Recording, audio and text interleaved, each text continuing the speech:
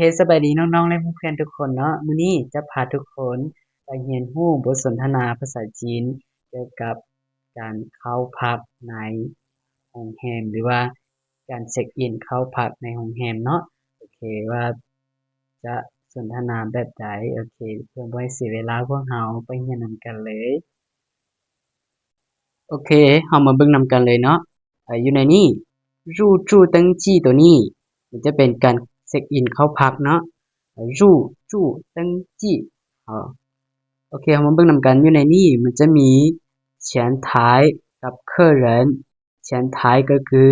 พนักงานเคาน์เตอร์หรือว่าเคาน์เตอร์ต้อนรับเนาะแล้ว客人นี่มันจะเป็นลูกค้าโอเคเฮามาเบิ่งนำกันเลยอยู่ในนี้前台ว่า您好欢迎光临本酒店请问您有预订房间吗您好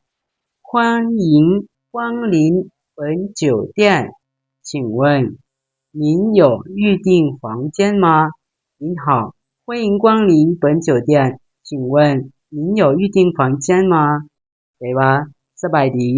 ยินดีต้อนรับสู่โรงแรมของพวกเราขอถามเด้ท่านได้จองห้องไว้แล้วบ่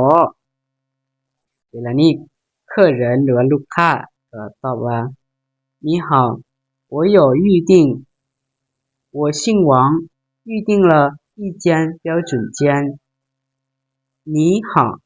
我有预订我姓王预订了一间标准间你好我有预订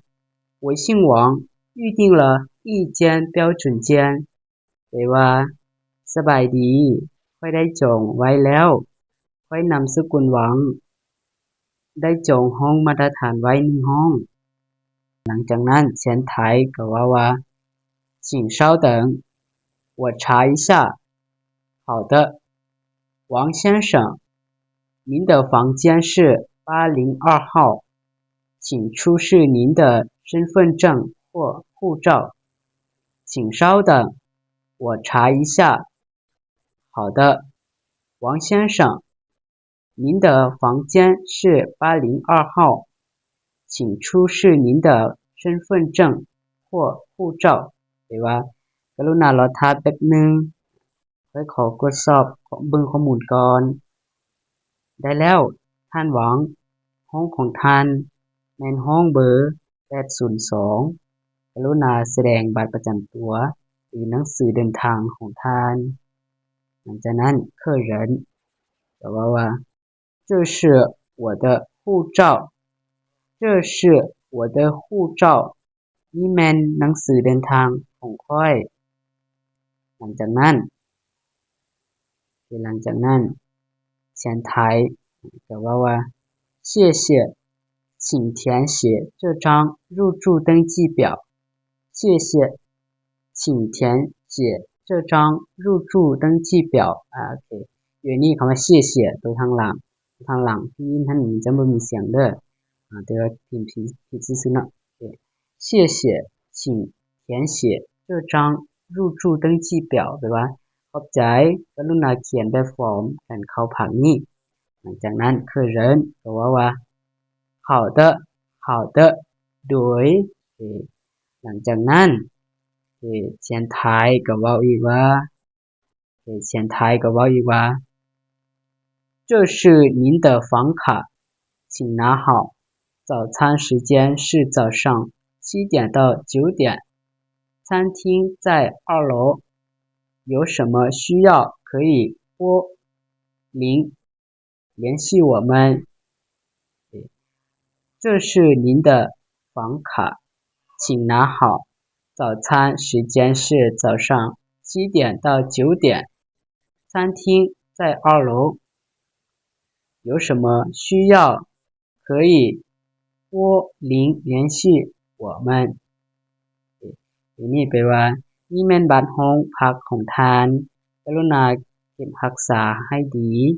เวลากินข้าวเช้าแม่น 7:00 น. ถึง 9:00 น. ห้องอาหารแม่นอยู่ชั้นที่2ถ้ามีหยังจำเป็นสามารถกด0เพื่อติดต่อหาพวกเราได้หลังจากนั้นเค客人ก็ว่าว่า好的谢谢好的谢谢โดยขอบใจจากนั้นเสียงไทยก็ว่าว่า祝您入住愉快祝您入住愉快祝您入住愉快แปลว่าขอให้ท่านมีความสุขในการเข้าพักเด้ออันนี้เป็นบทสนทนาเกี่ยวกับการเข้าพักในโรงแรมเนาะก็คือการเข้าพักหรือการเช็คอินนั่นแหละการเช็คอินที่ว่าเวลาที่ลูกค้าได้จองห้องแล้วจะมาเช็คอินเข้าเนาะที่จริงมันยังมีหลายๆแล้วเดี๋ยววิดีโอต่อไปเดี๋ยวอ้ายจะมาเฮ็ดสอนให้ทุกคนได้เรียนนำกันเนาะตัวนี้จะเป็นการเช็คอินเข้าพักในโรงแรมเด้อเรื่องใดที่ว่าไปเวียกเกี่ยวกับพนักงานเคาน์เตอร์ในโรงแรมนี่ก็ต้องได้ใช้แน่นอนเนาะแล้วสำหรับคลิปนี้ก็สิ้นสุดลงเพียงเท่านี้แล้วพวกเราพบกันใหม่ในคลิปต่อไปขอขอบใจ